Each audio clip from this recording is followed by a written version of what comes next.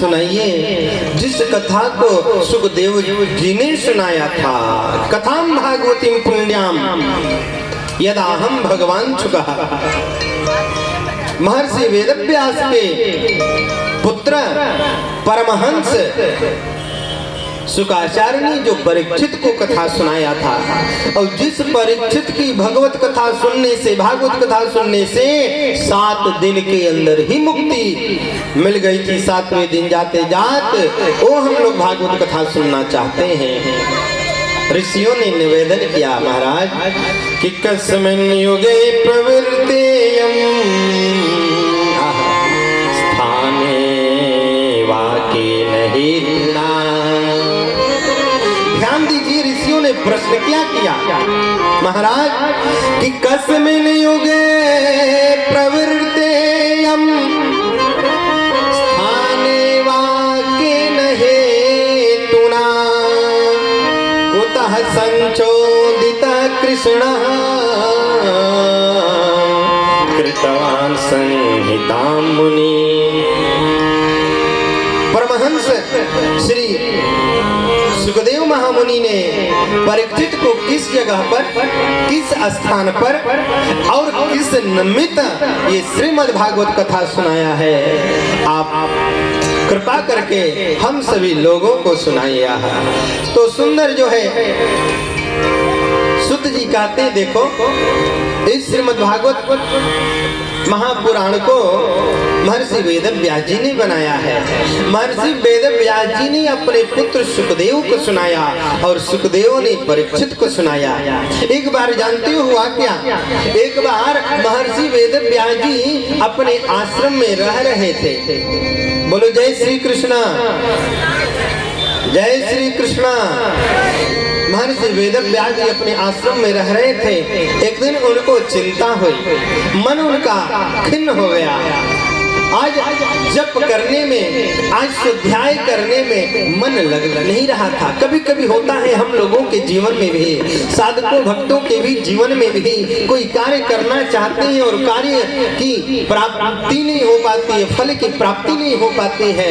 मन इच्छित कार्य दिखता नहीं है, मन इच्छित फल दिखता नहीं है, तो मन उद्विग्न हो जाता है, शरीर स्थिर नहीं रह पाते। शरीर कभी वहां कभी यहाँ, मन कभी वहां कभी वहां, उद्विग्न में मन व्यथित हो जाता है।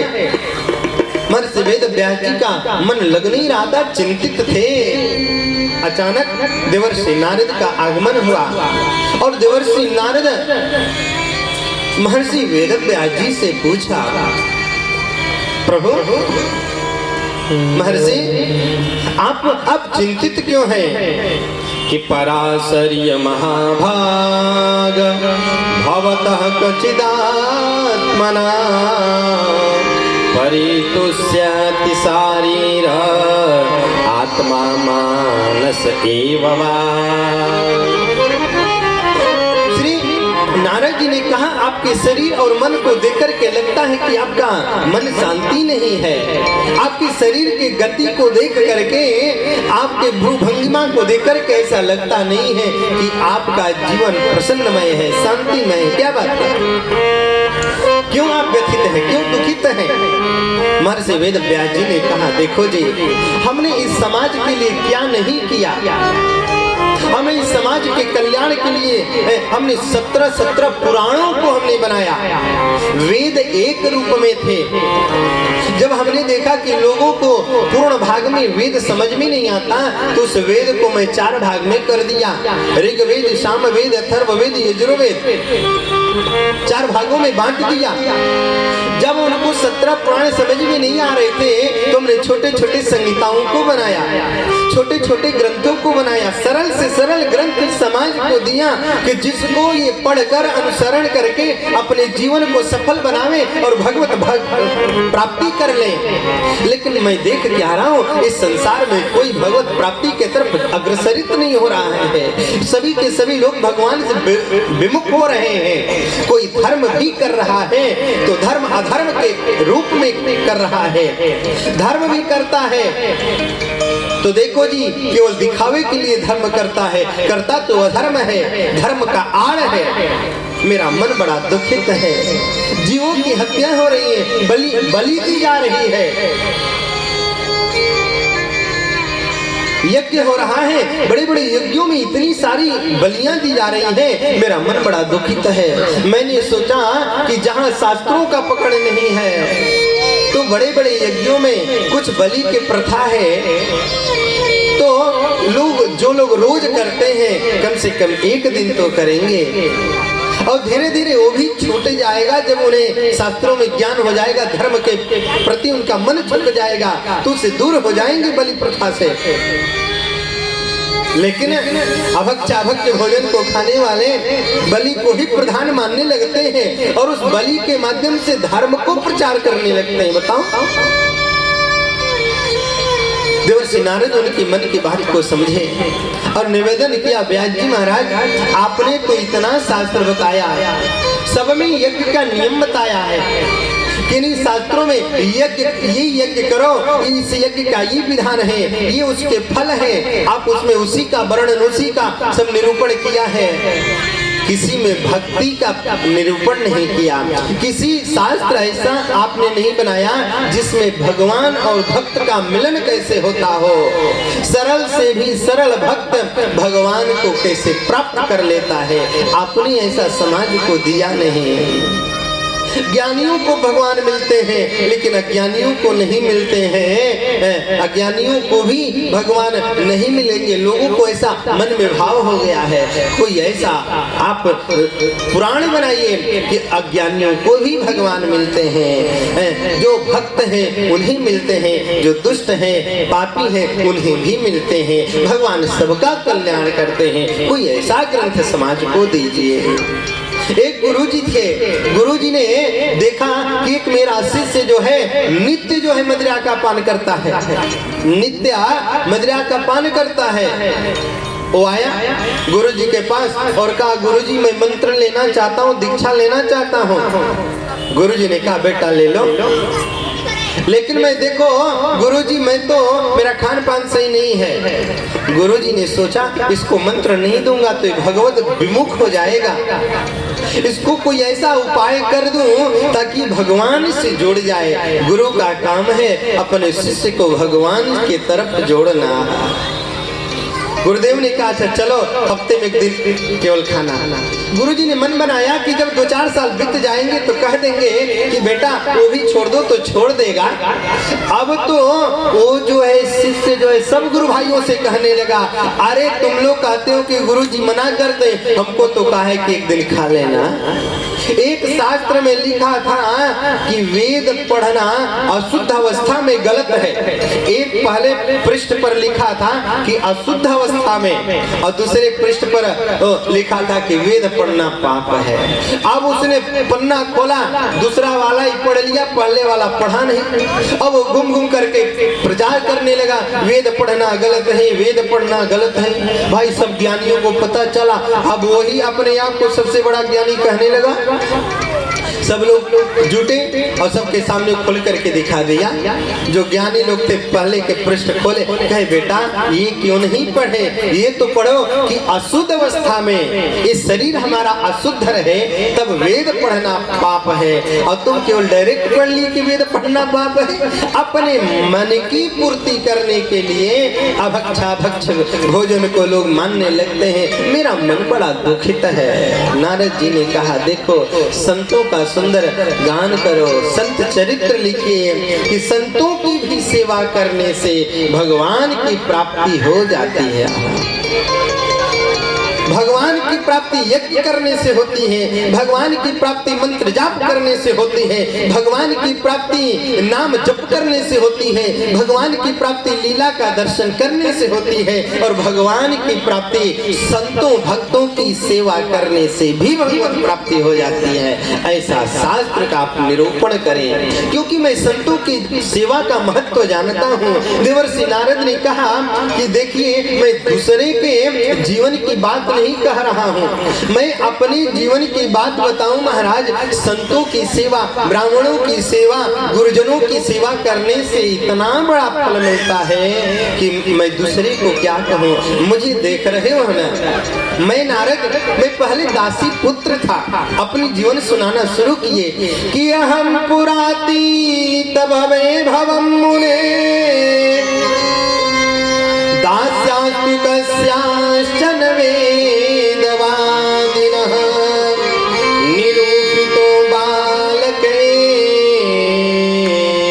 योगिनां शुश्रूषणे प्रावृत्ति निर्विविक्षताम्। महाराज, मैं दासी पुत्र था, मैं एक ब्राह्मण का पुत्र था। मेरी माँ जो है दासी का करती थी लोगों की यहाँ कार्य। मेरे पिताजी जो है, मैं जब 2-3 महीने का था ना महर्षि, मेरे पिताजी इस संसार को छोड़ दिए। मेरे घर में कोई और था नहीं, मेरी माँ अकेली थी बेचारी, अपना जीवन चलाए, मुझे पालन पोषण करे, जाए कहाँ। मुझे गोद में उठाया और एक गांव गई, और उस गांव में जो है सारी की सारी गांव में लोग ब्राह्मण देवता रहते थे, और सभी ब्राह्मण वेद ज्ञानी थे, अस्मार्थ ब्राह्मण थे, वेद का प्रचार करने वाले थे, धर्म को मानने वाले थे। मेरी माँ मुझे गोद में ले करके गई और ले जा करके उस ब्राह्मणों के द्वार पर खड़ी हो गई। ब्राह्मण देवता ने जान गए, इसके जीवन में कष्ट है।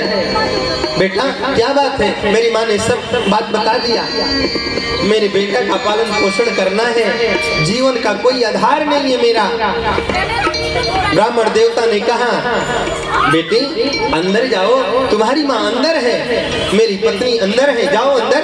और मेरी माँ मुझे गोद में लेकर के ब्राह्मणी के पास चली गई। मेरी माँ ने कहा, माते इस बेटी को कुछ सेवा का अवसर दिया जाए। मेरी माँ सेवा करने लगी उन ब्राह्मणों की, उन संतों की। मैं भी धीरे धीरे धीरे धीरे बड़ा होने लगा। एक दिन उस गांव में कुछ संतों की जमात आई। संतों की जमात मतलब 200-400 की संख्या में। पहले संतों की जमात चलती थी, और 1-2 नहीं, 1000-2000-500 की संख्या में। और देखो जी, वर्षा ऋतु का समय था, चातुर्मास का समय चल रहा था, प्रारंभ होने वाला था। संतों ने वही डेरा डाल दिया। मेरी माँ को आदेश दिया ब्राह्मणों ने, बेटी संत हमारे गांव में आए हैं बड़े भाग्य से।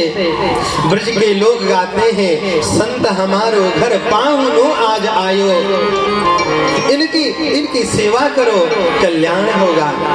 मेरी माँ उनके यहाँ सेवा करने के लिए जाती थी। देखो, सेवा करना बहुत बड़ा धर्म है। सेवा करने में जो फल मिलता है ना, वो कहीं और नहीं मिलता है।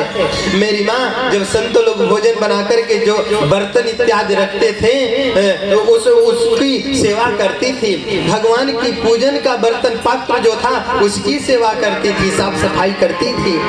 और जब मैं संग में जाता था माँ के, तो ब्राह्मण देवता लोग जो भोजन करके प्रसाद पा करके जो छोड़ देते थे, शीत प्रसादी, उस प्रसाद को मैं पाया करता था।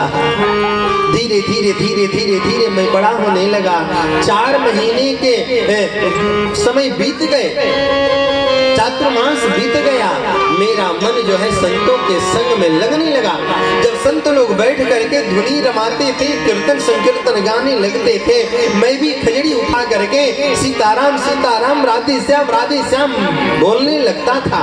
चातुर्मास की यज्ञ हुई। यज्ञ पूर्णाहुति के बाद संतों ने यहाँ से जाने का मन बनाया। अब तो मेरा मन संतों को छोड़ने को हुआ नहीं। मैं भी उनका कमंडल उठाया, उनके पीछे हो लिया।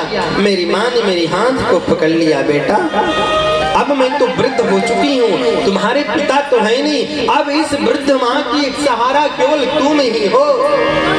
इस अंतिम समय की लाठी केवल तुम ही हो, और तुम चले जाओगे तो मेरी सेवा करेगा कौन? संतों ने कहा, बेटा नारद क्या सोच रहे हो? अब तो मैं दुविधा में फंस गया, कभी माँ को देखूं, कभी संतों को देखूं, कभी माँ को देखूं, कभी संतों को देखूं। मुझे संतों की याद तड़पाती है तो माँ की याद सताती है। किसको छोड़ूं, किसको पकड़ूं, किसको पकड़ूं, किसको छोड़ूं? संतों ने कहा, बेटा अभी माँ की सेवा करो और तुम्हें मैं एक सुंदर राम मंत्र देता हूँ। और राम मंत्र, खड़ाक्षर मंत्र दे करके संत लोग चले गए। इसी का जप करना, माँ की सेवा करना। अब मैं माँ की सेवा करता था लेकिन मेरा मन सेवा करने में लगता नहीं था। मैं सोचता था कि ये सब राम भगत के बाधक संसार से मुझे कब मुक्ति मिल जाए।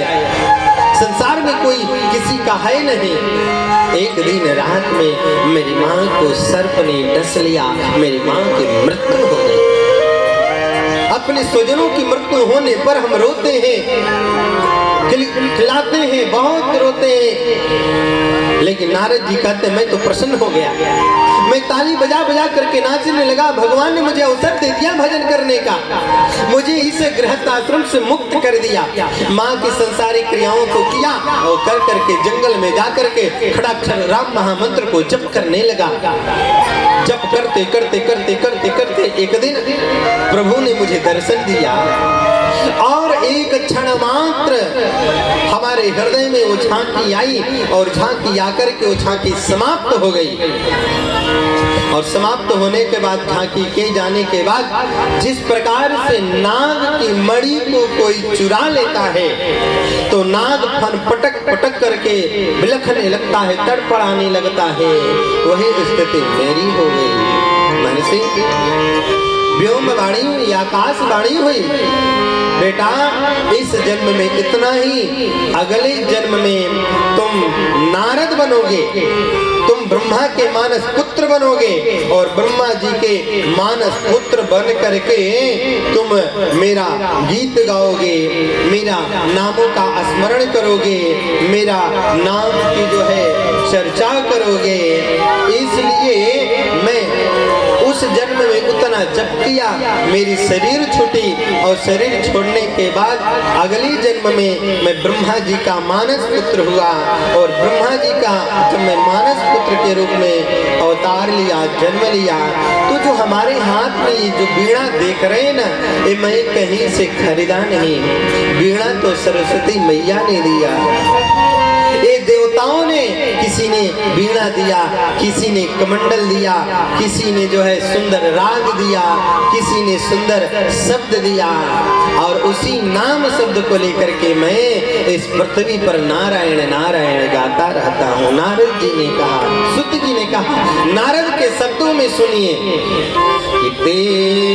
देवदत्ताम इमाम वीणा देवदत्ताम इमाम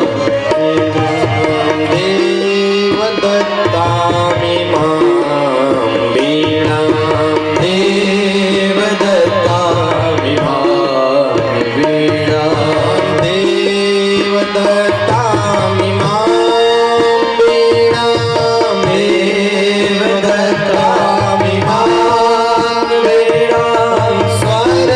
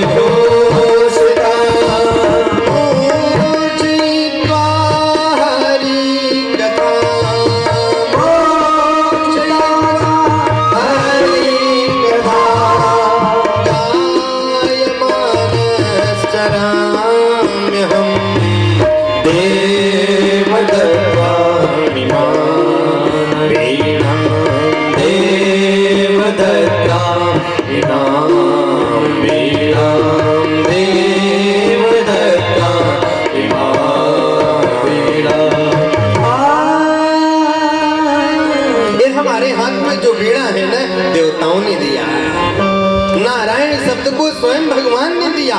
मेरे नाम का स्मरण करो, मेरे नाम की गान करो, मेरे नाम की चर्चा करो। देव दत्ताम इमाम वीणाम स्वर ब्रह्म विभूषिता। मेरे जीवन को समारा संतों ने। देखिए देवर्षि नारद कहते हैं कि संत की सेवा करने से कितना बड़ा फल मिलता है। संतों ने मेरे जीवन को संवारा और संवारने के बाद मैं ब्रह्मा का मानस पुत्र बना और ब्रह्मा के मानस पुत्र बनने के बाद मुझे भगवत दीक्षा प्राप्त हुई। भगवान के नाम का गायन करने का मुझे अवसर प्राप्त हो रहा है। इसलिए मैं निवेदन करूं कि आप भागवत बनाइए। भागवत संत का एक नाम भागवत है। जो भगवान की सेवा करे वो भागवत। दक्षिण प्रदेश में, दक्षिण भारत में संतों को, भक्तों को भागवत शब्द से उन्हें सम्मानित किया जाता है, उन्हें बोला जाता है आप तो बड़े भागवत हैं, आप तो बहुत सर्वश्रेष्ठ भागवत हैं। महर्षि वेद व्यास जी ने सुंदर श्रीमद् भागवत कथा प्रारंभ किया और महाभारत की शुरुआत अंत से इस भागवत की शुरुआत करते हैं। कहते हैं देखो, जिस समय महाभारत काल चल रहा था, द्वापर के समय युद्ध समाप्त थी। पांचों पांडवों और कौरवों का युद्ध समाप्त हो चुका था। दादा भीम ने दुर्योधन की जंग पर ऐसे गदा का प्रहार कर दिया था कि अपने अंतिम मृत्यु की प्रतीक्षा कर रहा था। उसी समय अचानक द्रोण पुत्र अश्वत्थामा आया, जो बीच में ही अपनी युद्ध छोड़ करके वो चला गया था, भाग गया था और अपने मित्र दुर्योधन को देख करके अश्वत्थामा ने कहा, मित्र सारे के सारे लोग मारे गए, मेरे पिता भी मारे गए, मैं तुम्हारी कोई सहायता नहीं कर पाया। इस अपने मित्र के लिए, इस गुरु पुत्र के लिए कोई आदेश हो तो बताओ न। दुर्योधन ने कहा, मित्र अश्वत्थामा, मैंने जीवन में जो चाहा सो पाया। मैं अंतिम हस्तिनापुर की गद्दी प्राप्त करना चाहता था, नहीं मिला। मुझे इस बात का कोई खेद नहीं है, कोई कष्ट नहीं है। मुझे यदि दुख है, कष्ट है तो केवल एक बात की, और ये बात ये है मित्रवर कि मैं 100 भाई था। मेरे तरफ पितामह भीष्म थे, आचार्य द्रोण थे, कृपाचार्य थे, अनेक रथी महारथी बड़े बड़े योद्धा थे। मैं 100 भाई स्वयं था, सब रथी महारथी सब मारे गए। मैं 100 का 100 था, वो भी मारे गया। लेकिन पांचों पांडव 5 भाई थे उनके तरफ, लेकिन पांचों पांडवों में से एक नहीं मारा गया। मुझे इस बात का कष्ट है, मैं 100 होकर के मारा गया और मेरी पराजय हो रही है, और पांचों पांडव 5 होकर के नहीं मारे गए, ये मुझे कष्ट है। यदि पांचों में से एक मर गया होता तो मैं प्रसन्न होता, मैं खूब खुश होता। अश्वत्थामा ने कहा, चिंता क्यों करते हो, मैं अभी मारता हूँ। और अंतिम समय में दुर्योधन ने अपने लहू से मिट्टी सनी हुई उसको तिलक सेनापति बना दिया टीका करके। रात्रि का समय था, यही गदभेर था और रात्रि हो गई। पांचों पांडवों को लगा कि अब तो कुछ ही समय में दुर्योधन की मृत्यु हो जाएगी, मर जाएगा, हम लोग कल हस्तिनापुर के राजा बनेंगे। भगवान त्रिकालदर्शी श्री कृष्ण संग में थे, जान रहे थे कुछ होने वाला है, लीला आगे होगी, मेरी बढ़ेगी। पांचों पांडवों को कहा, भैया आप लोग तो अब विजयी हो गए हैं, चलो कहीं विजय श्री का उत्सव मनाते हैं। उन लोगों को अपने शिविर से बाहर किया। पांचों पांडवों के पांचों पुत्र अपने अपने पिता के कक्ष में, माँ के कक्ष में सो रहे थे। और एक काकोलकन न्याय होता है सिद्धांत में, और उस काकोलकन न्याय से अश्वत्थामा ने पांचों पांडवों के शिविर पर हमला बोल दिया। पांचों पांडव अपने अपने कक्ष में सो रहे थे। पांचों पांडव पुत्रों के सिर को काटा, एक झोली में लिया और लेकर के चल दिया। यदा मृधे कौरव सृंजयानम्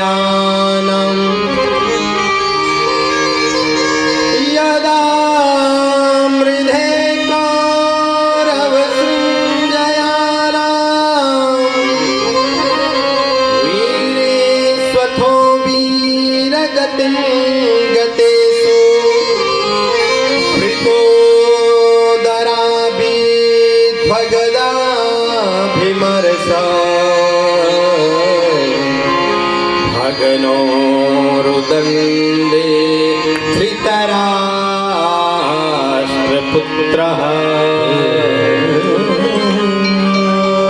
करार रहा था धृतराष्ट्रपुत्र दुर्योधन, दौड़ करके गया अश्वत्थामा, कहा मित्रवर पांचों पांडवों को मार दिया, तुम एक की बात कर रहे थे। मन में शंका चलने लगी, अश्वत्थामा तुम्हारी अंदर इतनी ताकत कहां से आई? मन में एक शंका और हुई, हो सकता है अश्वत्थामा बलशाली है, अमर है, ए मार सकता है, युधिष्ठिर को मार देगा, अर्जुन को मार देगा, नकुल सहदेव को मार देगा, लेकिन इतनी आसानी से दादा भीम को नहीं मार सकता। कहाँ है उनके मरने का प्रमाण? झोली में पांचों का सिर था और लाकर के दुर्योधन को दे दिया। दुर्योधन ने पांचों पांडवों के पुत्रों को सिर को उठा करके देखा, अरे ये तो ये युधिष्ठिर नहीं है, युधिष्ठिर पुत्र है, ये अर्जुन नहीं अर्जुन पुत्र, ये नकुल नहीं नकुल पुत्र, ये सहदेव नहीं सहदेव पुत्र। और भीम के पुत्र को गले सिर को उठाया, देखा अरे ये तो भीम पुत्र है। अरे अश्वत्थामा तूने किया क्या?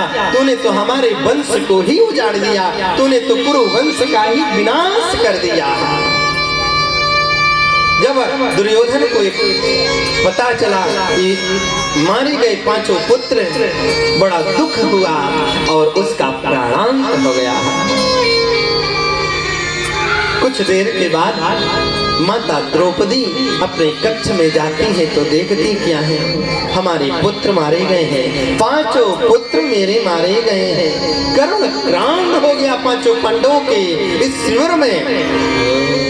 माता शिशूनां निधनं सुतानां निशम्य घोरं परितप्यमाना।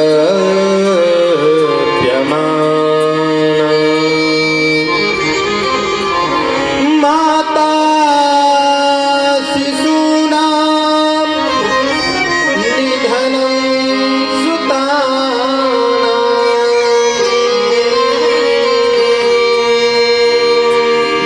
निशम्य घोरं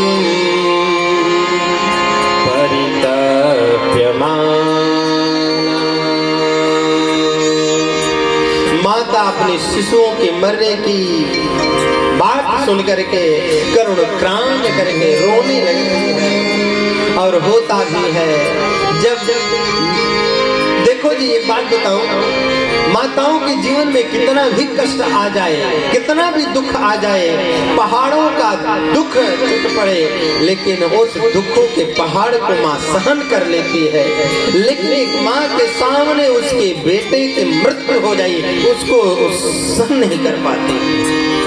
द्रौपदी विलाप करके रोने लगी, खूब रोती है। अर्जुन आए, भीम आए, नकुल आए, सहदेव आए, द्वारकाधीश श्री कृष्ण आए। अर्जुन ने न आओ देखा न ताओ देखा, गांडीव को उठाया, उठा करके संकल्प लिया, हमारे पांचों पुत्रों को वध करने वाला इस संसार में कहीं भी छुपा क्यों न हो, मैं उसे जीवित नहीं छोड़ूंगा, मार डालूंगा। केशव रथ पर बैठो, रथ चलाओ। और केशव को रथ पर बैठा करके अर्जुन पीछा करने लगे। अश्वत्थामा ने देखा, अरे अर्जुन आ रहा है, मुझे छोड़ेगा नहीं, मार डालेगा। अपनी बचाव करने के लिए अश्वत्थामा ने ब्रह्मास्त्र का प्रयोग कर दिया। ब्रह्मास्त्र का प्रयोग देखकर हमने ब्रह्मास्त्र का प्रयोग किया है, करो क्या? भगवान ने कहा तुम भी ब्रह्मास्त्र का प्रयोग करो। अर्जुन ने कहा ब्रह्मास्त्र आपस में टकराएगा, महाप्रलय हो जाएगा, विनाश हो जाएगा। कृष्ण ने कहा जानते नहीं हो, विषस्य विषम औषधम, विष की दवा विष ही होती है, इसलिए लोहे को लोहे से ही काटा जाता है। तुम भी ब्रह्मास्त्र का प्रयोग करो। ब्रह्मास्त्र को प्रयोग करके अश्वत्थामा के ब्रह्मास्त्र को शांत कराया। दोनों सखी आपस में मिली और रथ से नीचे उतर करके अर्जुन ने अश्वत्थामा को बंदी बनाया। बंदी बना करके अपने शिविर में ला करके कहा, मैं इसका वध यहीं कर डालूंगा। पांचों भाई सामने खड़े थे, माता कुंती, माता द्रौपदी, उत्तरा, सब लोग खड़े थे। द्रौपदी ने कहा, मत मारो, मत मारो इसे, ये गुरुपुत्र है, ये जो है हमारे गुरुपुत्र है, तुम्हारे गुरुपुत्र है ना, ब्राह्मण है, इनको मत मारो। मैं जानती हूँ कि पुत्र के मरने का कितना दुख होता है।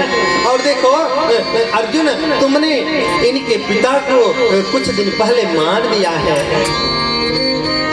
हमारे गुरु माँ के पति मर गए हैं। भले ही अश्वत्थामा ने हमारे पांचों पुत्रों को वध किया है, लेकिन मैं कहती हूँ छोड़ दो। जीवन का सहारा स्त्रियों के केवल दो ही से होता है प्यारे, और इन माताओं को कुछ चाहिए नहीं। जब तक कन्या के रूप में माँ पिता के आश्रय में उनके घर रहती है, तब तो माँ पिता सब कुछ है। लेकिन विवाह बंधन में बंधने के बाद जब ससुराल में जाती हैं, तो पति ही सब कुछ होता है जी। और पति के न रहने के बाद बेटा आश्रय बनता है। यदि बेटा नहीं रहेगा तो माँ को संभालेगा कौन, माँ की रक्षा करेगा कौन। इनके माँ का तो सुहाग तुमने उजाड़ दिया है, गुरु का वध कर दिया है, और इनको भी मार डालोगे तो माँ कृपी की सेवा करेगा कौन। छोड़ दो, छोड़ दो, छोड़ दो। अर्जुन ने कहा, नहीं नहीं, मैं छोड़ूंगा नहीं, ये हमारे पुत्रों को वध किया है, सोते हुए बच्चों को मार डाला है। शास्त्र कहता है, मत्तम प्रमत्तम उन्मत्तम सुप्तम बालम स्त्रियम जड़म प्रपन्नम बीथम विरथम। इन लोगों को नहीं मारना चाहिए जो पागल वृत्ति का हो, जिसका मस्तिष्क दिमाग कम काम करता हो। स्त्रियों को नहीं मारना चाहिए, बालों को नहीं मारना चाहिए, जो शरण में आ जाए न मारना चाहिए। हाथ में कोई अस्त्र शस्त्र न हो, ऐसे व्यक्ति को नहीं मारना चाहिए। छोड़ दो। अर्जुन ने युधिष्ठिर की तरफ देखा, आपका क्या आदेश है? अर्जुन से युधिष्ठिर ने कहा, द्रौपदी सही कह रही है, शास्त्र यही कहता है, धर्म यही कहता है, गुरुपुत्र ब्राह्मण को अपने शरण में आए हुए व्यक्ति को मारना नहीं चाहिए। देखो हाथ जोड़ करके खड़ा है, दादा भीम के तरफ देगा तो अपना गदा उठा करके कहा, अर्जुन तुम छोड़ दोगे, मैं मार दूंगा। नकुल सहदेव ने कहा, बड़े भैया दादा भीम सही कह रहे हैं, पापी हमारे पांचों पुत्रों को मारा है। कोई कहता है मार दिया जाए, कोई कहता है छोड़ दिया जाए। अर्जुन को समझ में नहीं आता है, कोई धर्म की बात करता है तो कोई न्याय की बात करता है। करूं क्या? अब तो वहां मोह में फंस गए अर्जुन। भगवान कृष्ण की तरफ देखा अर्जुन ने कहा, द्वारिकाधीश आपसे हमारे कई संबंध हैं, आप मेरी साले साथी लगते हो। सुभद्रा से जो मेरा विवाह हुआ है, आप मेरी साले हो गए, आप मुझसे भाई का भी संबंध जोड़ते हो, लेकिन मैं तो आपसे गुरु और शिष्य का सख्त संबंध जोड़ता हूँ। आप मेरे गुरु हो। गीता में भगवान श्री कृष्ण को अर्जुन ने कहा, शिष्य से हम त्वं साधिमाम प्रपन्नम, मैं आपके शरण में हूँ, मैं आपका शिष्य हूँ, आप मेरे गुरु जी हो। आपने गीता का उपदेश दिया था, तब मेरा मोह दूर हुआ था। पुनः आप मुझे आदेश दीजिए, मुझे उपदेश करिए, मैं करूं क्या? भगवान श्री कृष्ण ने कहा, देखो मारना ही मारना नहीं होता है। सम्मानित व्यक्तियों को, बड़े व्यक्तियों को समाज में उनका बहिष्कृत भी कर दिया जाए तो उनकी मृत्यु हो गई। कि ब्रह्म बंधु रहंतव्यम आतताई बधार्हणः मयैवो भयमाम्नातं परिपाह्यनुशासनम्। देखो ब्राह्मण को मारना नहीं चाहिए, लेकिन आतताई कोई भी क्यों न हो उसे छोड़ना भी नहीं चाहिए। और मृत्यु दंड देना, केवल गोली मार देना, जान ले लेना, उसकी मृत्यु दंड नहीं है, समाज से बहिष्कृत कर दो। अर्जुन ने धक्का दे करके, लोग कहते हैं उसके मस्तक की मणि निकाल करके बाहर कर दिया। और अश्वत्थामा ने सोचा एक बार मैं मर जाता बात चलती, लेकिन मेरी शरीर तो अमर है, मैं कितना दिन जीवित रहूंगा कोई जानता नहीं है। और इसकी आदत नहीं सुधरी, मन नहीं माना और पांचों पांडवों से अर्जुन से बदला लेने के लिए अर्जुन पुत्र अभिमन्यु के पत्नी के गर्भ में गर्भ पल रहा था, उत्तरा के गर्भ में एक शिशु पल रहा था, उसके ऊपर ब्रह्मास्त्र का पुनः प्रयोग कर दिया। दौड़ करके उत्तरा आई और आकर के भगवान कृष्ण से क्षमा याचना करती है, प्रभु मेरे गर्भ को लगता है कोई जला रहा है, पाहि पाहि महायोगिन देव देव जगतपते नान्यं पद भयं पश्य यत्र मृत्युः परस्परम। मैं मर जाऊं चलेगा, लेकिन गुरु वंश का अंतिम ज्योति मेरे गर्भ में पल रहा है, मेरे शरीर में इस गुरु वंश का अंतिम दीपक बचा हुआ है, ये सुरक्षित होना चाहिए और दीपक गुरु वंश का जलना चाहिए। मैं यही चाहती हूँ, मेरे अपने शरीर का प्रवाह नहीं है। क्या बात है, लगता है कोई मेरे गर्भ को विदीर्ण कर देगा, कोई मार देगा, कोई जला रहा है। भगवान ने ध्यान करके देख लिया, अरे अश्वत्थामा ने पूर्ण ब्रह्मास्त्र का प्रयोग अंगूठ मात्र अमलम भूत्वा अंगूठी के इतना रूप धारण करके उस गर्भ में प्रवेश करके उत्तरा के भगवान ने उस गर्भस्थ शिशु का रक्षा किया। कुछ दिन द्वारिका हस्तिनापुर में रहे और वहां से अब द्वारिका जाने के लिए सबसे आदेश मांगा। कहा भैया, पांचों पांडवों से कहा आप लोग तो अब विजय से ही आपको मिल गया, माता कुंती आप तो राजमाता बन गई, बड़े भैया आप तो हस्तिनापुर नरेश बन गए, अब हमें द्वारिका जाने का आदेश दिया जाए।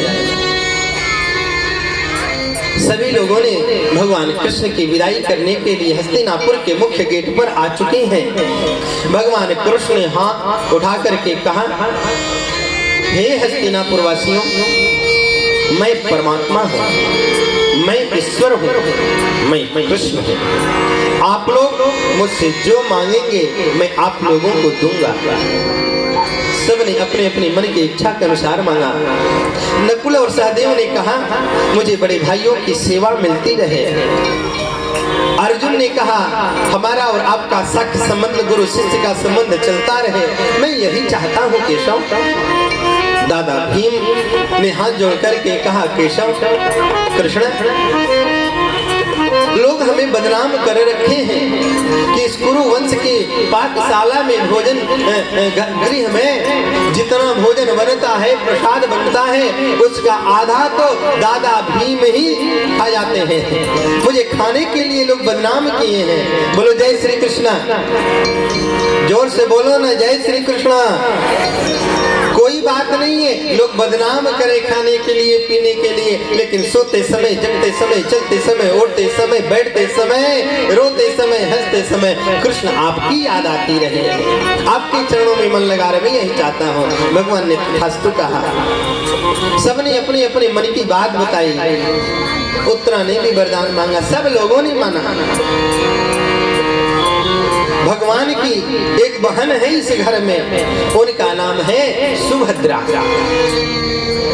जब बहन की बारी आई, भगवान ने बहन की तरफ देखा, लोगों को लगा कि आज बहन अपने भाई से बहुत कुछ मांगेगी, क्योंकि बहन को भाई से आशा रहता है, रहना भी चाहिए। लेकिन सुभद्रा ने क्या गजब का मांगा है। कृष्ण ने कहा बहन मांग लो जो मांगना है।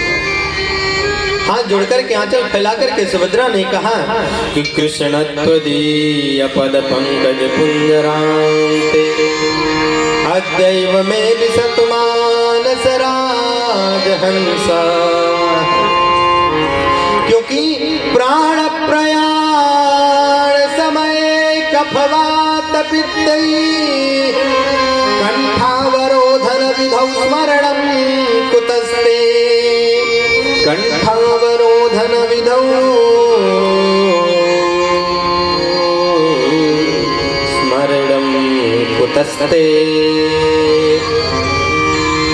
द्वारिकाधीश, हे श्री कृष्ण, हमारा मन रूपी राजहंस कृष्ण त्वदीय पद पंकज पुंजरांते, आपके पद्म रूपी चरण में, आपके पद्म पराग का मेरा मन रूपी राजहंस आपके चरण कमलों में लग जाए, उसका सेवन करने लगे, मैं आपकी सेविका बन जाऊंगा, मेरा मन कभी इधर उधर भटके ना, क्योंकि इस जीवन की क्या गारंटी, इस शरीर की क्या गारंटी। लोग कहते हैं अंत समय में भगवान की दीक्षा ले ली जाएगी, अंत समय में शिष्य बन जाएंगे, अंत समय में भगवत कथा सुन लेंगे। अरे प्यारे, अंत समय की किसी की गारंटी है क्या? क्यों? प्राण प्रयाण समय कफवात पितरे, प्राण जब महाप्रयाण की ओर अपनी यात्रा शुरू करता है तो कंठ अवरोध हो जाता है, कंठाइव घुरघुरायते, इस कंठ से कोई वाणी नहीं निकल पाती है। इसलिए अभी ही मेरा मन रूपी राजहंस आपके चरणों में लग जाए। भगवान ने तथास्तु कहा। अंत समय बारी आई माता कुंती की। कुंती ने जब द्वारकाधीश को देखा कि आज मेरे द्वारकाधीश नंदन हमें छोड़ करके जा रहे हैं, तो माता कुंती के अपने पूर्व जीवन स्मरण आने लगा और पूर्व जीवन स्मरण करके आंखों से अश्रु झरझर पाप होने लगा। द्वारकाधीश ने कहा, बुआ क्यों रो रही हो? आपकी आंखों में अश्रु क्यों है? क्या बात है? अरे मुझे जाते समय हंसी खुशी से विदा करो न बुआ, मैं तेरा भतीजा लगता हूँ, मुझे आशीर्वाद दो और अपने जीवन की व्यथा को कहो मैं दूर कर देता हूँ। रोते हुए द्रौपदी कुंती ने कहा, केशव यही तो मेरे जीवन की व्यथा है कि आप मुझे छोड़ करके जा रहे हो। द्वारिका जाना है बुआ, यही तो मुझे याद सता रही है। मेरे 5 पुत्रों को जब लक्षित गृह में जलाया जा रहा था, उसमें द्वारिका छोड़ करके तुमने मेरे 5 पुत्रों की रक्षा की थी। मेरी बहू द्रौपदी को जो जब इस राजसभा में शरीर के ऊपर से वस्त्र हटाया जा रहा था, आप वस्त्र बनकर के मेरी बहू की लाज बचाई थी। और जब लगा कि 5 पांडवों को कुरुक्षेत्र में पराजित कर देंगे लोग छल के द्वारा, उस समय आप सारथी बनकर के मेरे 5 पुत्रों की रक्षा की। जब मेरे दादा भीम के भोजन में जहर मिला दिया था दुर्योधन ने, उस समय तुमने मेरी भीम की रक्षा की थी। जब मेरे 5 पांडव, मेरे 5 पुत्र इस राज्य से बाहर कर दिए थे, उस समय आपने रक्षा किया। आज जब मैं राजमाता बन गई, मेरी बहू रानी महारानी बन गई, मेरे ज्येष्ठ पुत्र युधिष्ठिर महाराज बन गए, हस्तिनापुर नरेश बन गए, तुम जा रहे हो, दुख तो इसी बात मानो बुआ।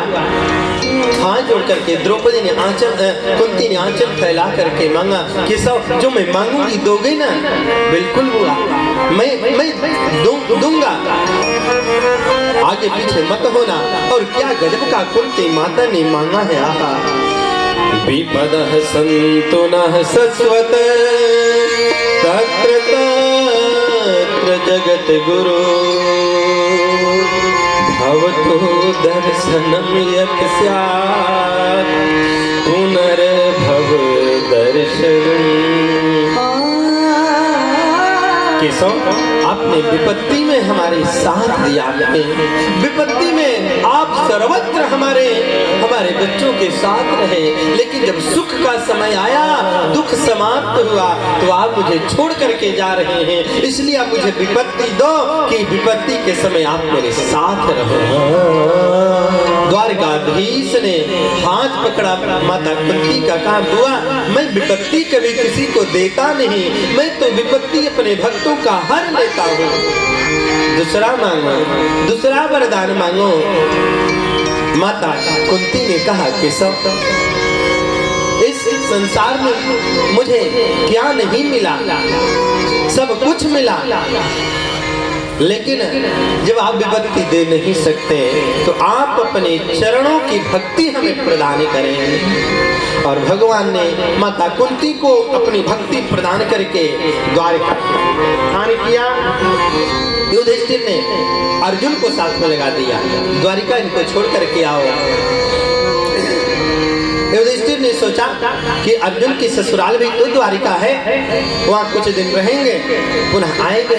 अर्जुन कुछ दिन रहे और जब वहाँ से चलना चाहा तो भगवान ने अर्जुन से कहा, अर्जुन अब देखो मेरे गोलोक धाम जाने का समय आ गया है, ये मेरी 16,108 पटरानियां हैं, इनको ले जाओ और ले जाकर के वृंदावन छोड़ देना, क्योंकि मेरे गोलोक धाम जाने के बाद ये द्वारिका पूरी समुद्र में चली जाएगी, समाविष्ट हो जाएगी, और मैंने न रहने के बाद मेरी ये 16,108 पटरानियां मुझसे वियोग में कहीं अनर्थ न कर बैठे, इसलिए मेरे वियोग में कोई सहारा देने वाला है तो ब्रज गोपिका है, गोपियां हैं जो इन्हें सहारा देंगी, क्योंकि वो भी वियोगी, ये भी वियोगी, वो भी प्रेमी, ये भी प्रेमी, ले जाओ। और अर्जुन ने जो ही उन रानियों को, पटरानियों को लेकर के द्वारिका से बाहर आए, भगवान स्वधाम लोग गमन किए और स्वधाम जाते जाते भगवान जब गए तब द्वारिका पूरी समुद्र में प्रविष्ट हो गई। जानते हो ऋषियों, उसके बाद अर्जुन जब आगे आ रहे थे ना तो भगवान ही भिल्ल के रूप में, एक रूप से भिल्ल का रूप धारण किया और उन 16,000 रानियों को, महारानियों को भगवान ने अर्जुन से छुड़ा लिया, युद्ध कर लिया, अपहरण कर लिया। भगवान अर्जुन को ये बताना चाहते हैं, अर्जुन, अर्जुन की गांडीव में तभी शक्ति है, इस गांडीव में टंकार तभी बजेगी जब तक कृष्ण है, कृष्ण नहीं तो अर्जुन का कोई शक्ति नहीं, कोई महत्व नहीं। देखते ही देखते अर्जुन के सामने से एक बहेलिया आया, एक शिकारी आया, एक अहेरिया आया और आकर के उनके सारी पटरानियों को चुरा ले गया। अर्जुन को बड़ा निराशा हुई, जान गए कि द्वारकाधीश गोलोक धाम गए, अब मेरी शक्ति कुछ नहीं है। अर्जुन आए अपने धाम में, हस्तिनापुर आए और हस्तिनापुर आते हैं, इनका मन बड़ा दुखित है, मन बड़ा गिरा हुआ है। युधिष्ठिर ने पूछा, अर्जुन दुखित क्यों, क्या बात है, किसी से तुम्हारा झगड़ा हो गया, क्या तुमने किसी से विवाद कर लिया, क्या पुनः पूर्व की भांति जैसे हम पांचों पांडवों ने जुआ खेल करके हस्तिनापुर में हार गए थे हस्तिनापुर को, क्या तुम किसी को पुनः बाजी लगा करके हस्तिनापुर को हार गए हो, क्या तुम्हारा मन मलिन क्यों है, तुम्हारा मन इतना दुखित क्यों है, क्या तुम्हारे हाथ से किसी ब्राह्मण की हत्या हुई है, क्या तुम्हारे किसी इस हाथ से किसी संत का अपमान हो गया है, क्या तुम्हारे हाथ से किसी गौ का वध हो गया है, हुआ क्या, इतना दुखी तो तुम कभी रहते नहीं हो। हाथ जोड़ करके रोते हुए श्री अर्जुन ने कहा कि वंचितो हम महाराज,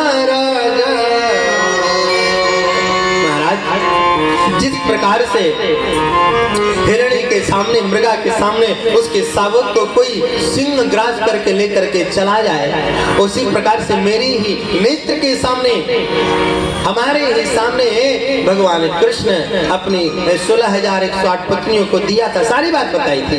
एक अहेरिया आया और मुझसे छीन करके लेके चला गया और द्वारकाधीश भगवान श्री कृष्ण गोलोक धाम चले गया और गोलोक धाम चले गए। ये शब्द सुना कुंती ने और तुरंत कृष्ण के गोलोक धाम जाने का वियोग सहन नहीं कर पाई और हस्तिनापुर के उस राजमहल में ऋषियों अपने शरीर को गिरा करके और प्राणांत कर लिया। युधिष्ठिर ने कहा अब हम लोगों को यहाँ रहना ठीक नहीं है, जब केशव नहीं तो राज किस काम का।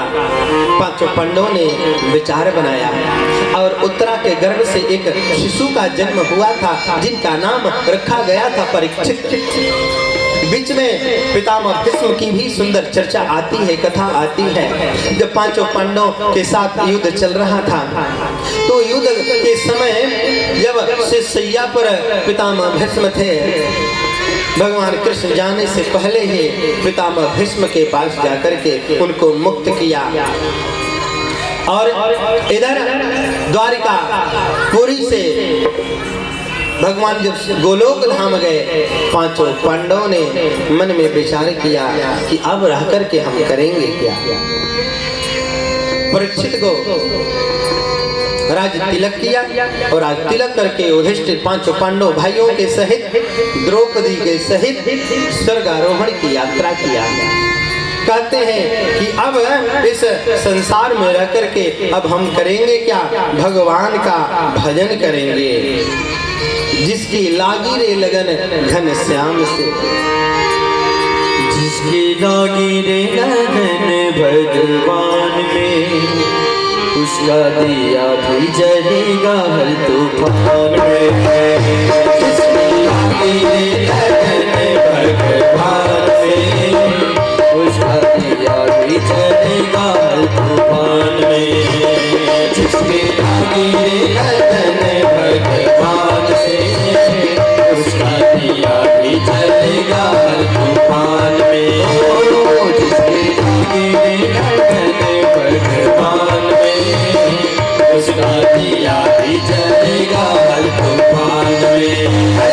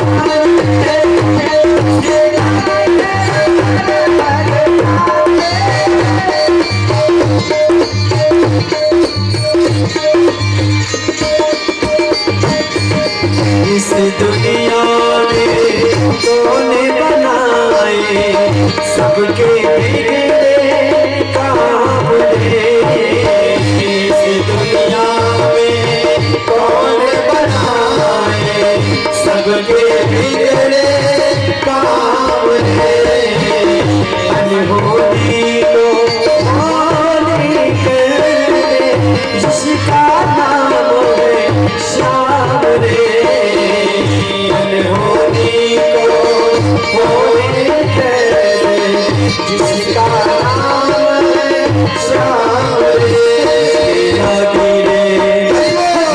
लागी रे जिसकी लागी रे लगन भगवान में उसका दिया भी जलेगा हर तूफान में जिसकी लागी रे भगवान में उसका दिया भी जलेगा हर तूफान में जिसकी लागी रे भगवान में उसका दिया भी जलेगा हर तूफान में जिसकी लागी रे उसका दिया भी जलेगा भगवान में जिसकी लगन भगवान में उसका दिया भी जलेगा भगवान में उसका दिया भी जलेगा भगवान में उसका दिया भी जलेगा भगवान में। बोलिए भक्तवत्सल भगवान की जय हो। परीक्षित को राज्याभिषेक करके पांचों पांडवों ने द्रौपदी को साथ लिया और भगवत प्राप्ति के लिए स्वर्ग आरोहण की ओर हिमालय की ओर प्रवेश किया। जीवन का वास्तविक सत्य यही है कि भगवत प्राप्ति होनी चाहिए, कोई भी क्यों न हो। इस संसार में आए हैं तो संसार चलाने के लिए अर्थोपार्जन जरूरी है, लेकिन अर्थोपार्जन के द्वारा भगवत प्राप्ति ही जरूरी है। अर्थोपार्जन एक तरफ और भगवत प्राप्ति एक तरफ। इस शरीर का कल्याण कैसे होना चाहिए, पांचों पांडवों ने स्वर्गारोहण की यात्रा किया और आगे जाते जाते जाते रास्ते में समय जब बर्फ का क्षेत्र आया उसमें द्रौपदी का शरीर शांत हुआ। नकुल सहदेव भीम अर्जुन अंत समय में युधिष्ठिर एक स्वान आया परीक्षा लेने के लिए, धर्म ने स्वयं भेजा और वहां पर पुनः विमान में बैठ कर गए। किंचन मात्र जो है नरक का दर्शन करते हुए श्री धर्मराज युधिष्ठिर ने अपने रूप में धर्मलोक में प्रवेश किया। परीक्षित जब बड़े हो गए, हस्तिनापुर के नरेश सम्राट हो गए, जीवन इनका चल रहा था, खूब भक्तिमय वातावरण था, इस पृथ्वी के सम्राट थे। जब एक दिन मृगया करने के लिए जा रहे थे, शिकार करने के लिए, तो उन्होंने देखा क्या कि एक गाय है और एक वृषभ है। गौ माता के रूप में पृथ्वी थी, पृथ्वी माने गौ माता का रूप बनाया और धर्म ने वृषभ का रूप धारण करके आपस में कुछ चर्चाएं कर रहे थे और महाराज परीक्षित वहां पर पहुंच गए और वृषभदेव के 4 पैर थे, 4 पैर वृषभ के होते हैं और उसमें से 3 पैर जो है टूटा हुआ था और उस वृषभ के ऊपर कोई काला कलूटा राजा जैसा आक्रमणकारी आतताई उनको लगता है प्रहार करेगा, मार डालेगा। वृषभदेव की स्थिति देख करके परीक्षित अपने रथ को रोका, रथ से उतर करके जाकर पूछते हैं, अरे वृषभदेव महाराज आपकी स्थिति किसने किया? वृषभदेव ने कहा, मैं धर्म हूं और पृथ्वी गौ माता के रूप में है और देखो द्वापर समाप्त होने वाला है। कलयुग में धर्म के जो 4 चरण रहते हैं, तप सत शौच दया सत्यमिति पादा कृति कृताहा, ये सब समाप्त हो जाएंगे, केवल एक बचेगा, सत्य। दान देना लोग चाहेंगे नहीं, दान देंगे तो दान दिखा करके करेंगे। 10 लोग जाने, 1000 लोग जाने, लाख लोग जाने, दान के नाम से लोग घबराएंगे। महाराज उनके अंदर, शरीर के अंदर, मन के अंदर किसी नाम की शुद्धता नहीं रहेगी, दया नाम की चीज नहीं रहेगी, ये 3 चीजें समाप्त हो जाएगा।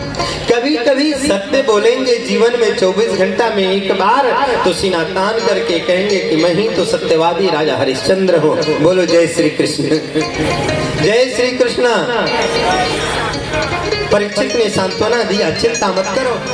जब यात्रा कर रहे थे तो काला कलुटा व्यक्ति मिला वही पुनः और महाराज परीक्षित के सामने नकली राजा का वेश में परीक्षित ने कहा, तुम कौन हो? कौन हो तुम नकली के वेश में राजा बनकर के घूम रहे हो? उसने कहा, मैं कलयुग हूँ, द्वापर समाप्त होने वाला है और मैं आना चाहता हूँ। परीक्षित ने कहा, तो आ जाओ। कलयुग ने कहा, जब तक आप हैं तब तक मैं आऊं कैसे? आप जैसा महाभागवत, आप जैसा भगवान कृष्ण का परम भक्त पांडु वंशीय है, तब तक मेरा आगमन नहीं हो सकता। मैं रहना चाहूं तो मैं रह नहीं पाऊंगा, मुझे रहने के लिए कुछ स्थान दिया जाए। परीक्षित ने कहा, अरे तुम रह करके करोगे क्या? कलयुग ने कहा, देखो मैं जब आ जाऊंगा कलयुग का प्रभाव, तो भाई भाई में प्रेम नहीं, पति पत्नी में प्रेम नहीं, माँ बेटे में प्रेम नहीं, पिता बेटा में प्रेम नहीं, मित्र मित्र में प्रेम नहीं, गुरु शिष्य में प्रेम नहीं, कहीं प्रेम नाम का चीज नहीं रह जाएगा। रजो वैरम, मेरा काम बैर कराना है, मेरा काम भेद कराना है। तब तो परीक्षित ने कहा, अब तो मैं तुमको वाणी नहीं दूंगा, तुम मत आओ मत आओ। कलयुग ने कहा, मुझे रहने का कोई जगह दिया जाए। तब परीक्षित ने उन्हें जो है 4 जगह दिया, 4 जगह देकर के कहा, तुम यहीं पर रहो। उसने कहा, इतने में मेरा मन नहीं लग रहा है, इतने में मैं रह नहीं पाऊंगा। द्यूतम पानम स्त्रियम सुनाम, जहाँ पर द्युत क्रीड़ा होता हो, यानी जुआ खेला जाए, जहाँ पर मदिरा पान होता हो, जहाँ पर झूठ बोला जाता हो, जहाँ पर व्यभिचार होता हो, इन चारों जगहों पर कलयुग का निवास रहता है। कलयुग ने कहा, इस पृथ्वी का तो मालिक परीक्षित है, अब जब तक राजा हमें रहने का योग्य स्थान नहीं देगा मेरे मन के अनुसार, मैं रहूं कैसे? हाथ जोड़कर के पैर पकड़कर गिड़गिड़ाने लगा, मुझे और जगह दीजिए, और जगह दीजिए, मैं इन जगहों में मेरा जीवन नहीं रह पाएगा। पुनश्च आचयामानम जात रूपम मदात प्रभु, आप तो राजा हैं, उस शरण में आए हुए व्यक्तियों को निराश नहीं करते महाराज, रहने का जगह दिया जाएगा। तब परीक्षित ने कहा, अच्छा चलो, तो नितम मदम काम रजो वैरम च पंचमम, 5वां स्थान दिया। जो वैर के द्वारा, जो बेईमानी के द्वारा धन कमाया जाए, स्वर्ण इकट्ठा किया जाए, आभूषण इकट्ठा दूसरे का ले लिया जाए, बेईमानी कर लिया जाए, वहां पर तुम निवास करो। और परीक्षित ने तुरंत समय दे करके उसको सोचा कि दूर करो। कलयुग ने कहा, अब मुझे दूर कौन कर सकता है? और तुरंत ही कलयुग ने परीक्षित के मुकुट पर बैठ गए और बैठ करके परीक्षित से अनर्थ कार्य करा दिया। बोलो जय श्री कृष्ण। और ये मुकुट स्वर्ण का था, और ये स्वर्ण का मुकुट जानते ही किसका है? ये जरासंध का है। दादा भीम ने जरासंध को मार करके उसका मुकुट ला करके अपने कोष में रख लिया था, और आज सुबह होते ही महाराज परीक्षित ने उस मुकुट को निकाल करके पहन लिया और मृगया करने निकल गए, चल दिया। और उस वैर के द्वारा अर्जित किया हुआ धन मुकुट स्वर्ण में निवास किया। कलयुग वापस आने लगे, प्यास लगी, और जब प्यास लगी एक आश्रम में गए। समित ऋषि का आश्रम है, बाबा ध्यान में है, बाबा की समाधि लगी हुई है। ऋषियों देखो जी, हमारे जीवन में गलती 2 बार हो जाती है। ये 2 बार की गलती ये है, असली को नकली समझ जाते हैं, असली को नकली समझ जाते हैं, और नकली को असली समझ जाते हैं। जो असली महात्मा था महाराज परीक्षित कलिकाल से वशीभूत हो गए थे, ध्यान लगाकर बैठा था जो महात्मा संत श्री समीक जी महाराज। अब जल पीना चाहते हैं, जल चाहिए जल चाहिए, समाधि टूटे तब न जल दे, तब न सुने।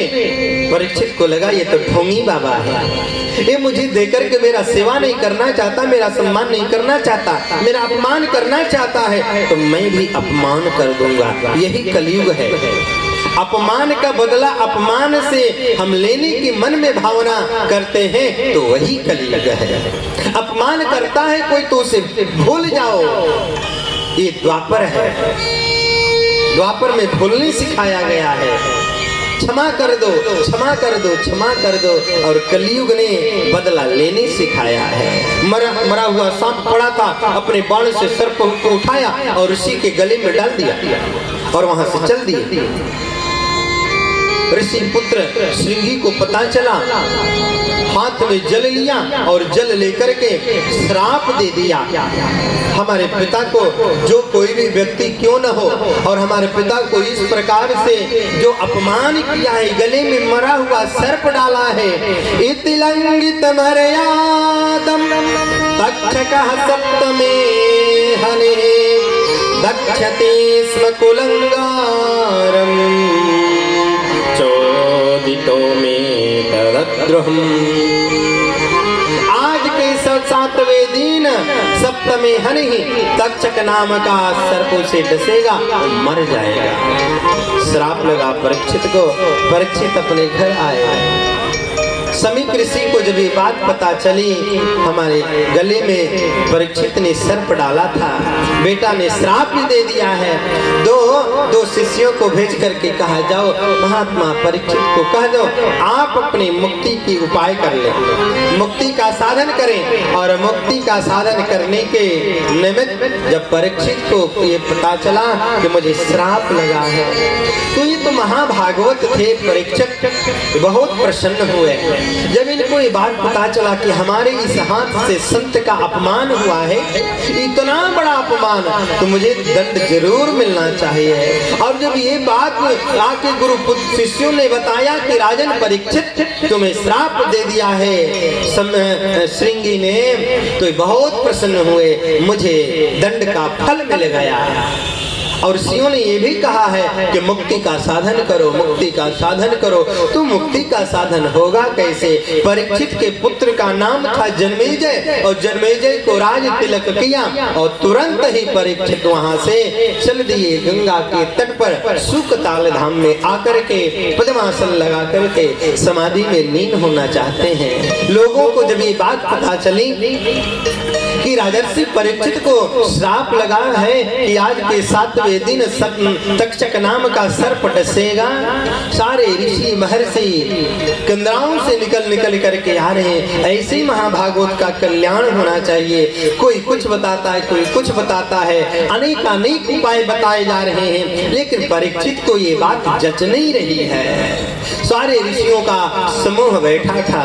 सुत जी कहते हैं मैं भी उस समूह में था और हमने देखा क्या कि तत्रा भवद भगवान व्यास पुत्रो,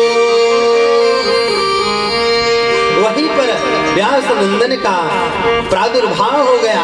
हमने कैसे आते हुए नहीं देखा, हमने वहीं उनको मानो प्रकट हुए हो कि तत्रा भवद भगवान व्यास पुत्रो यदृच्छया गामट मानो न पिच्छः अलक्षलिंगो निजलाभ तुष्टो भृतश्च बालैरवधूत वेशः। अवधूत वेश में दिगंबर, शरीर पर केवल एक कोपिन मात्र है इनके और एकदम श्यामल शरीर में काले काले घुंघराले बाल हैं। दिगंबर रूप धारण करते हुए वहीं प्रकट हो गए। बोलिए सुखदेव जी महाराज की जय हो। और तुरंत वहां प्रकट हुए। परीक्षित जी ने समय गंवाना नहीं चाहा। सभी संत महात्मा उठ करके सुखदेव का सम्मान किए, उनको आसन दिए और श्रोता के रूप में परीक्षित मुख्य परीक्षित के रूप में उनके सामने बैठ करके हाथ जोड़ करके निवेदन किया। देखो जी, दो चीज बर्बाद नहीं करना चाहिए, अन्न का कण और संतों का क्षण। संत से मिलो तो बाह्य जगत की बात न करें, उनसे भगवान की प्राप्ति का मार्ग पूछा जाए। और अन्न घर में कितना भी भरा हो लेकिन एक कण भी उसे बर्बाद न करें, नहीं तो अन्न की जब समस्या आती है तो एक कण मिलना भी मुश्किल हो जाता है। और जब जीवन में परेशानी आ जाती है तो कहीं दिमाग कार्य नहीं करता है। इसलिए परीक्षित ने हाथ जोड़ करके मन में विचार बनाया और परीक्षित ने सुखदेव मुनि से निवेदन किया हो अद्य वयं ब्रह्मन् सतसेव्याः छत्रबन्धवः अकृपया तिथिरूपेण भवद्भिस्तीर्थकाः कृताः। मेरा जीवन धन्य हो गया। देखो जी, संत और ब्राह्मण आपके घर में आए न तो कभी उनको भार नहीं समझना चाहिए। संत और ब्राह्मण घर में आते हैं तो भगवान की कृपा से आते हैं। जैसे हम चिट्ठी डालते हैं डाक में तो डाकिया होता है ना पहुंचाने वाला, उसी प्रकार से डाकिया के रूप में भगवान के भक्त संत और ब्राह्मण घुमा करते हैं। संत परमहंस आज मेरे सामने आए हैं और मेरा जीवन तो मेरे सामने का स्थान ही तो तीर्थ बन गया। और जब मैं तीर्थ में बन गया तो परीक्षित कहते हैं अब मेरा कोई कुछ कर नहीं सकता और इसी का श्राप मेरा कुछ बिगाड़ नहीं सकता। ये संस्मरणात् पुंसां सद्या शुद्ध्यन्ति वै गृहाः। जिस घर में संत और ब्राह्मण आ जाए ना, श्री वैष्णव आ जाए ना, उसका घर तुरंत शुद्ध हो जाता है। उस ब्राह्मणों को संतों को दर्शन करने वाले व्यक्ति का जीवन पवित्र हो जाता है। शुद्ध्यन्ति वै गृहाः। हाथ जोड़ा और कहा महाराज मैं आपसे पूछना चाहता हूँ, और मैं अपने लिए नहीं पूछता हूँ, मैं ये आपसे ये निवेदन करना चाहता हूँ कि जो मरणासन व्यक्ति है, ध्यान दीजिएगा, परीक्षित का बड़ा मुख्य प्रश्न है।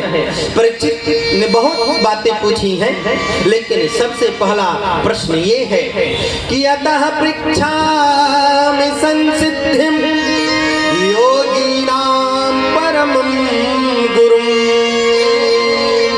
पुरुषस्य हयत कार्यम् म्रियमाणस्य सर्वथा। मरणासन व्यक्ति को कर्म क्या है करना चाहिए बताना। 7 दिन ही होते हैं कि नहीं जीवन में, सोमवार से गिनो या मंगलवार से या बुधवार 7 के 7 आते हैं ना? इन्हीं 7 दिनों में जन्म भी होता है और इन्हीं 7 दिनों में मृत्यु भी होती है। म्रियमाण हम सभी लोग हैं जिनकी मृत्यु होती है। शरीरधारी है जितने जीवात्मा सब म्रियमाण है। इसलिए परीक्षित ने कहा अतः पृच्छामि संसिद्धिं योगिनां परमं गुरुं पुरुषस्य हयत कार्यं म्रियमाणस्य सर्वथा। यत् श्रोव्यमथो जप्यं यत् कर्तव्यं नृभिः प्रभो अस्मर्तव्यं भजनीयं वा ब्रूहि यदा विपर्ययम्।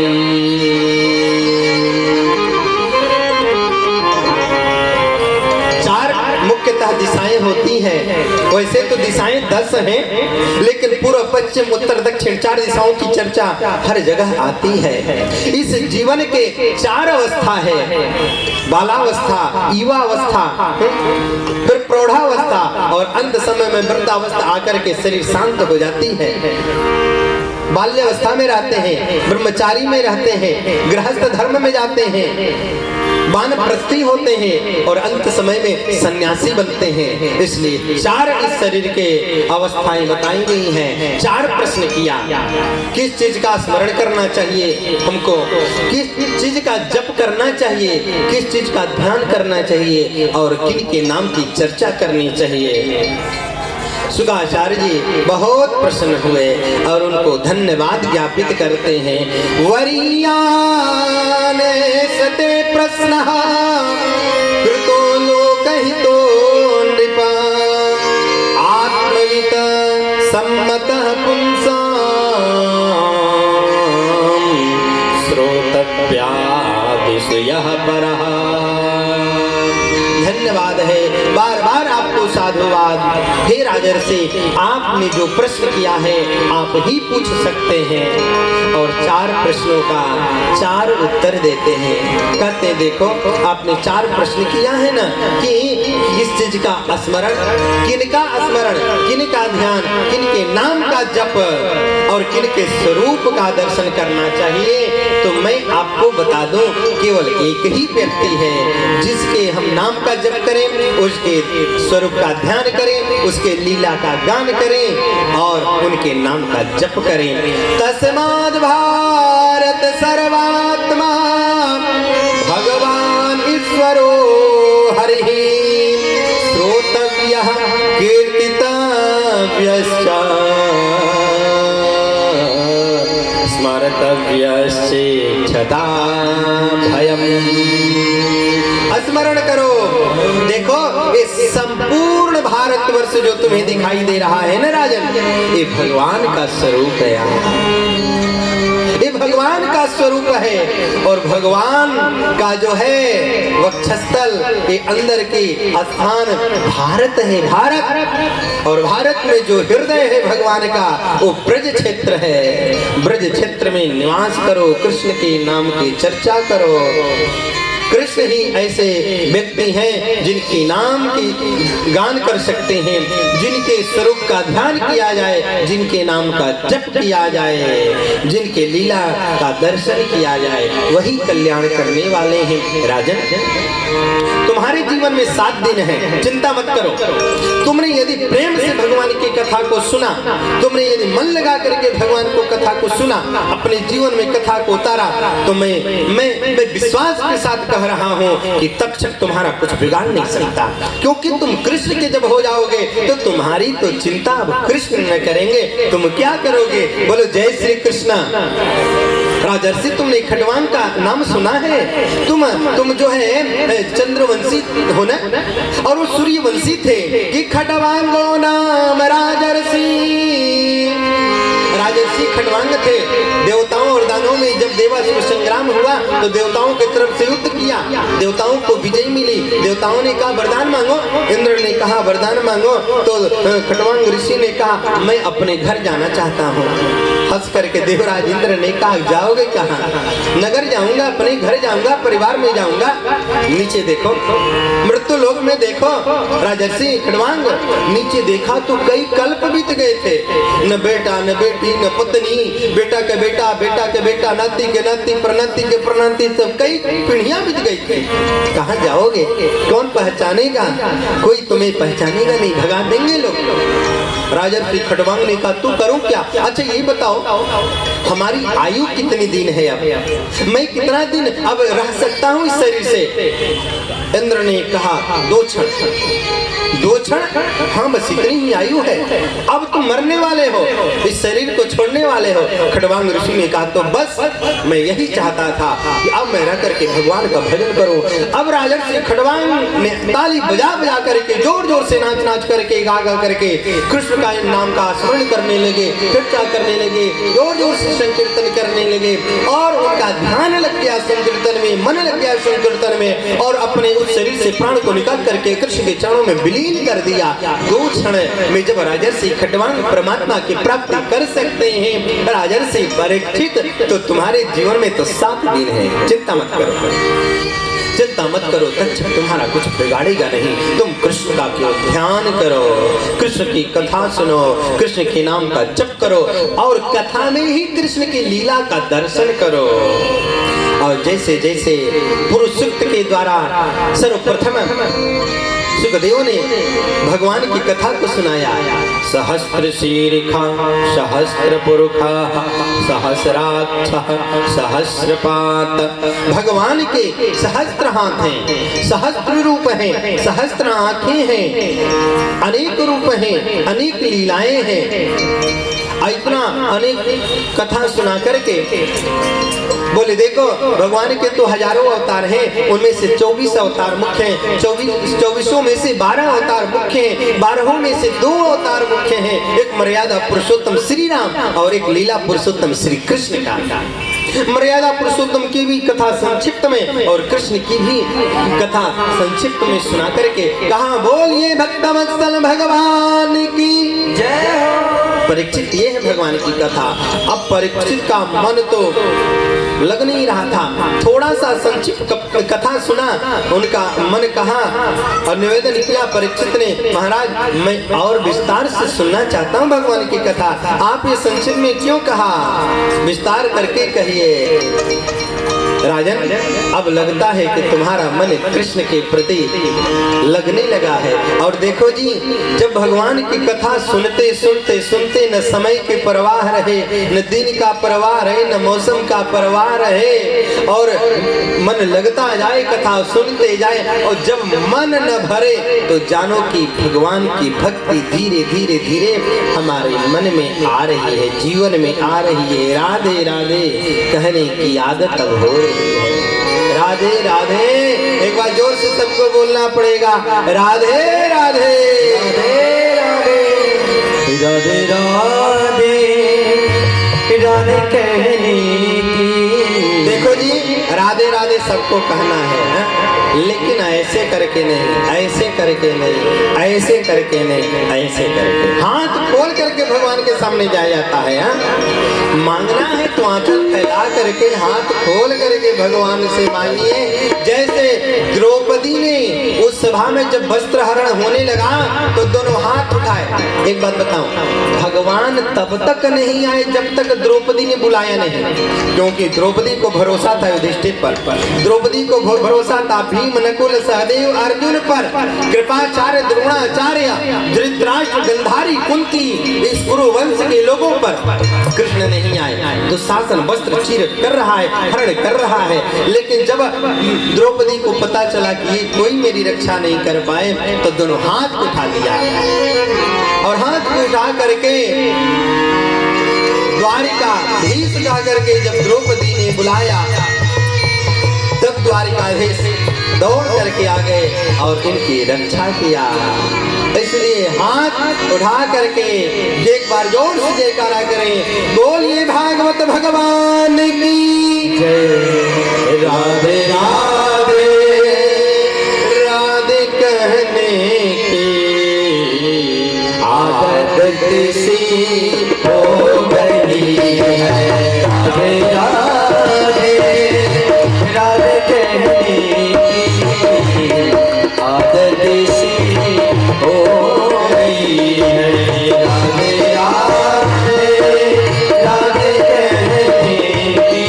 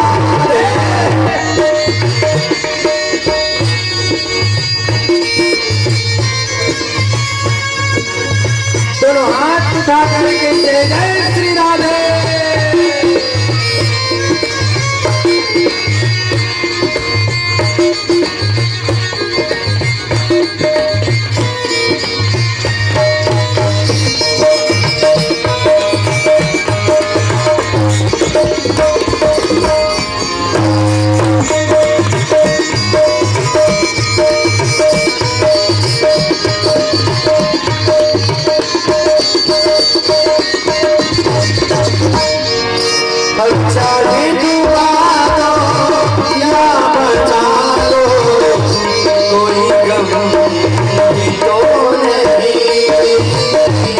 डुबा दो या बचा लो, कोई गम भी तो नहीं।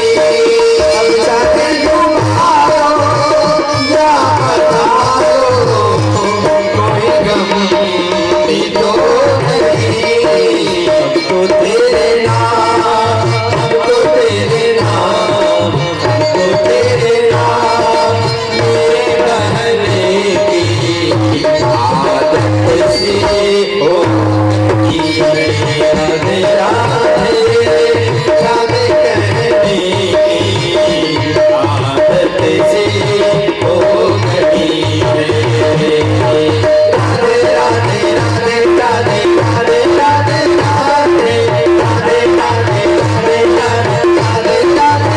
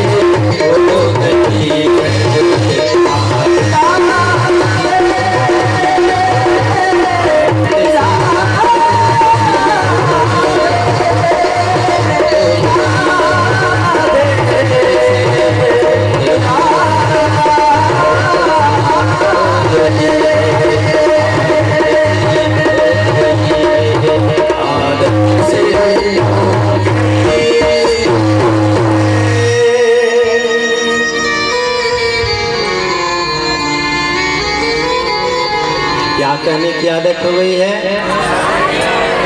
थोड़ा मैं कम सुनता हूँ, मैं इससे कम सुनता हूँ, मैं दोनों से कम सुनता हूँ। तो दोनों हाथ उठाइए ना। हमारो धन राधा श्री राधा श्री राधा, हमारो धन राधा श्री राधा श्री राधा, परम धन राधा राधा राधा राधा राधा, परम धन राधा राधा राधा राधा राधा, जीवन राधा श्री राधा श्री राधा, जीवन धन राधा श्री राधा श्री राधा, हमारो धन राधा श्री राधा श्री राधा, हमारो धन राधा श्री राधा श्री राधा, हमारो धन राधा राधा राधा राधा।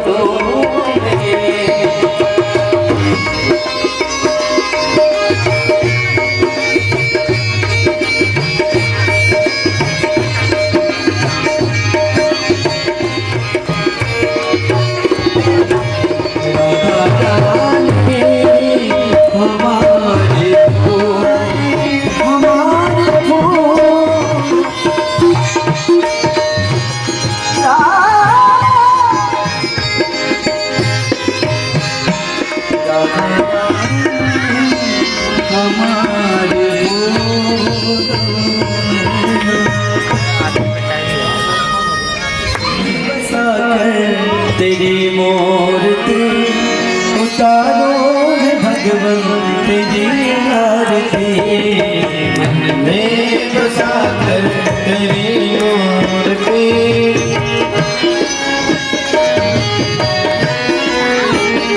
मन में बसा कर तेरी मूर्ति उतारो है भगवन तेरी आरती मन में बसा कर तेरी मूर्ति उतारो है भगवन तेरी आरती करुणा करो कष्ट हरो ज्ञान दो भगवन भाव में फंसे नाव मेरी तार दो भगवन करुणा करो कष्ट हरो ज्ञान दो भगवन भाव में फंसे नाव मेरी तार दो भगवन दर्द की दवा तुम्हारे पास है दर्द की दवा तुम्हारे पास है जिंदगी दया की है एक मांगती मन में बसा कर तेरी मूर्ति उतारो भगवन तेरी आरती मन में बसा कर तेरी मूर्ति उतारो भगवन तेरी आरती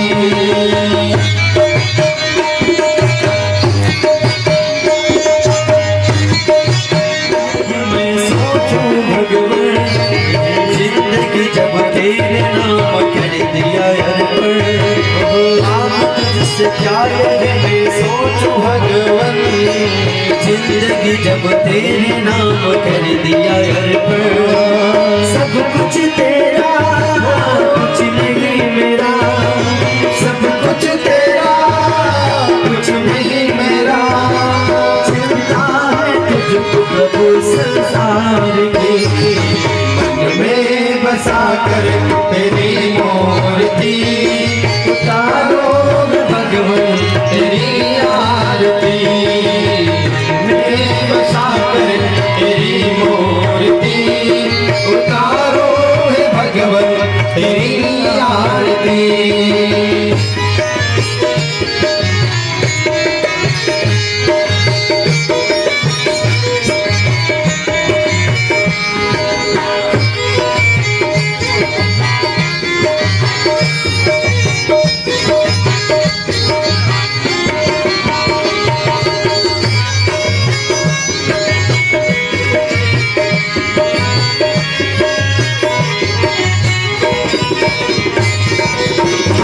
तेरी महिमा गान संत करे ध्यान नारद गुणगान करे छेड़ गिराता मेरी तेरी महिमा गान संत करे ध्यान नारद गुणगान करे छेड़ गुणगान संत तेरी महिमा गान संत करे ध्यान नारद गुणगान करे छेड़ गिराता तेरी संत करेगा नारद गुणगान तेरे गिराना भक्त तेरे गान तेरे पुकार तेरे गान तेरे पुकार दास दास तेरी गाए आरती मन में बसा तेरे मूर्ति उतारो है भगवन तेरी आरती मन में बसा कर तेरी मूर्ति उतारो है भगवन तेरी आरती मन में बसा कर तेरी मूर्ति उतारो है भगवन तेरी आरती मन में बसा कर तेरी मूर्ति उतारो है भगवन तेरी आरती दूरम करुणावतारम संसार सारम मुझे बहारम सदा वसंतम हृदयान मेरे भवम भवानी सहितं नमामि त्वमेव माता च पिता त्वमेव त्वमेव वरदो च सखा त्वमेव त्वमेव वीर्या त्वमेव करे